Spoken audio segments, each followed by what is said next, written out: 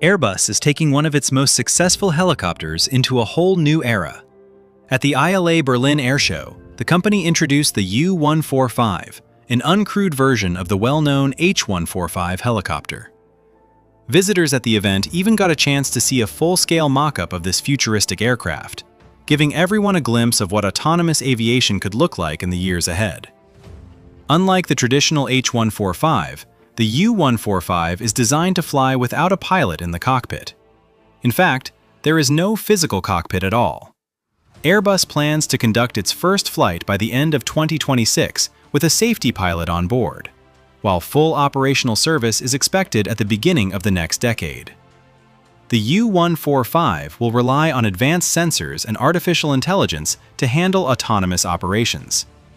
Airbus has also redesigned the aircraft to focus heavily on cargo transport. It features an integrated nose door, a foldable loading table, and a specially designed cargo floor to make loading and unloading supplies much more efficient. With a maximum takeoff weight of 3,800 kilograms, Airbus sees the U145 as a highly flexible platform. While its primary role will be transporting large volumes of cargo, the helicopter could also be adapted for disaster response, firefighting, surveillance missions, armed scouting, and even acting as a drone mothership capable of deploying smaller aerial systems. The company is also exploring crewed-uncrewed teaming concepts, where autonomous aircraft work alongside human-operated platforms.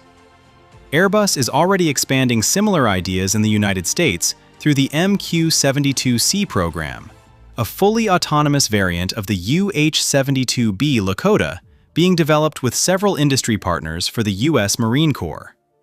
The move toward the U145 builds on the success of the H145 family, with more than 1,800 helicopters currently operating worldwide across military, emergency service, and civilian missions.